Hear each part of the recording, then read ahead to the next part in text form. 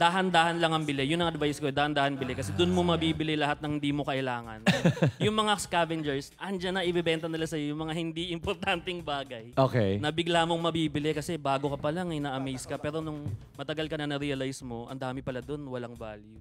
So, dahan-dahan lang ang bili po. Alright. Easy lang. Ngayon ba, Sir Kyle, meron ka pang isang specific item na gusto mong ma-acquire? Actually, madami pa, ma'am. Kasi for me, ang collection is non-stop because history is non-stop. So, pati yung mga Aldab stuff, kinokollect ko na po. Mga Vintage na yun? Hindi ba? Teka lang naman, na 7 years ago na yan, ha? Easy! Nagtatanong pa eh. Tigilan mo kayo. Grabe, vintage.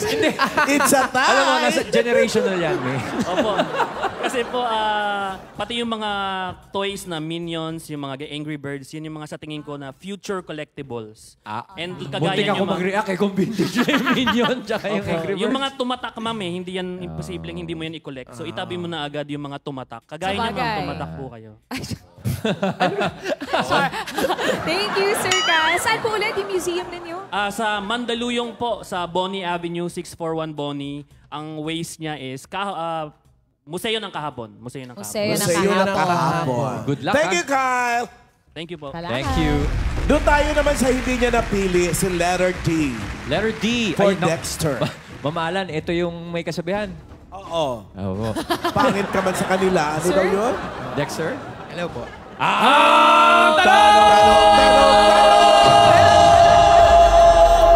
Tama ba, Dexter, na hindi ka pinili sa round 1? Yes.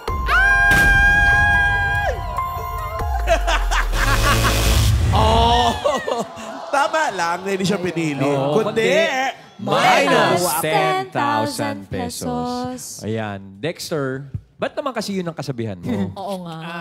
Kasi kung nag-iisip kami ng kasabihan kanina, puro seryoso yung kasabihan nila, kaya nag-comedy naman ako. Binagi mo. kaya naisip mo ako. Ayan, Dexter, hinahanap namin yung owner ng vintage shop or museum. Ikaw ba? Collector lang po. Collector. Apo. Ano namang Collector mga siya ng mo? vintage shop and museum.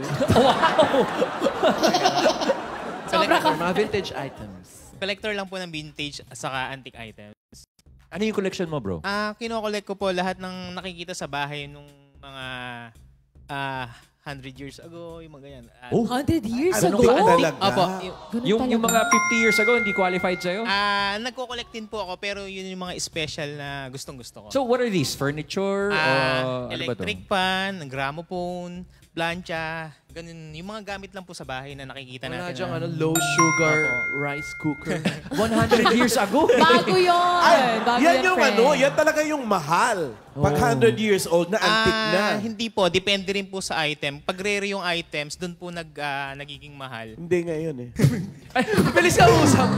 Ano yung ano? Saan mo nakukuha? Oo. Nakukuha po namin sa mga lumang bahay or mga picker.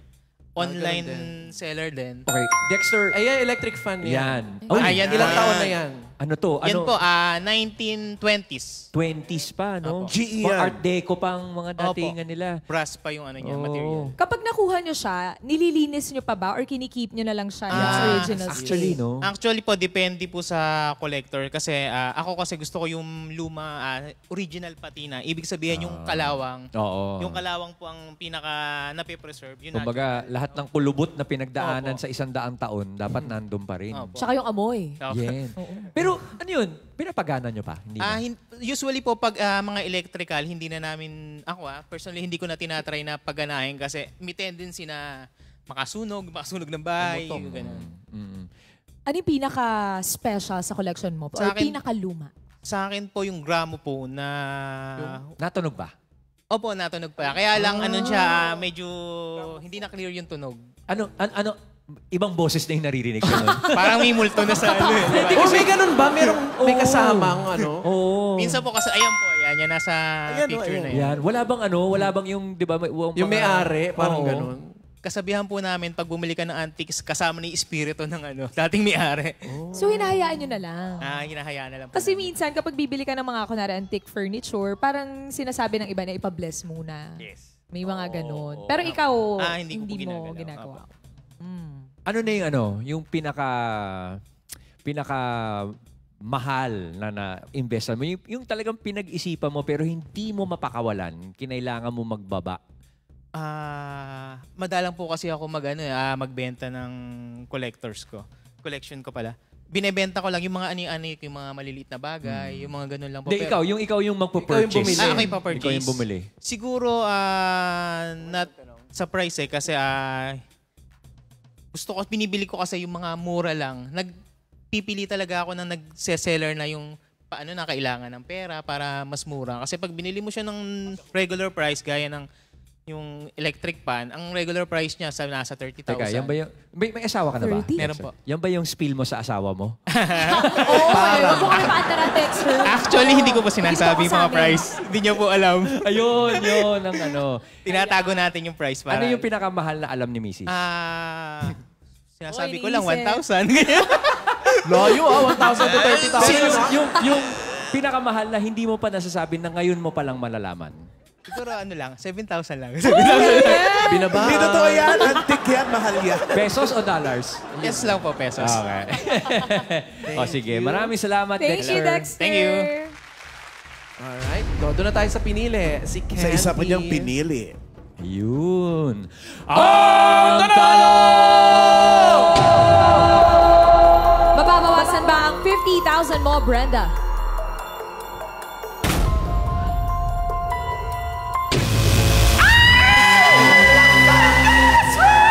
Brenda! Akin na muna yung 20. Hello. Sabi niya, Wala ka bang... Anong nakita mo sa mga mata niya? oo nga. Ayan, anto. Hindi kasi siya makatingin sa akin kanina.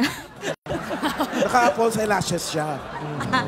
Sayang. Sayang naman. It's Hi, okay. Candy. May 30 pa naman si Brenda. Candy, hinahanap namin yung owner ng vintage or shop or museum. Kayo po ba ay collector din? Collector ako pero ng Japanese doll. May shop ako pero mga costume tsaka gowns. Japanese dolls. Japanese Ang dolls. shop mo, costume and Gowns. gowns. Okay.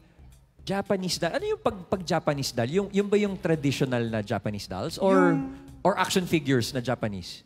Merong action figures, meron ding traditional. Iba-iba. Pero mas gusto ko kasi yung nakakimono. Oh. Tapos ano yun, hindi ba nasisira yung pag tinutusok mo ng karayom? Yung gano'n? Ano ba? Hindi naman siya Oy! mangkukulam. Uy, ang mahal niyan. Di ba, Candy? Ang mahal niyan. Hindi po. Kasi Hindi na mahal halos yan puro eh. bigay lang. Sa lugar po kasi namin malapit kami sa Evangelista, bagsakan ng mga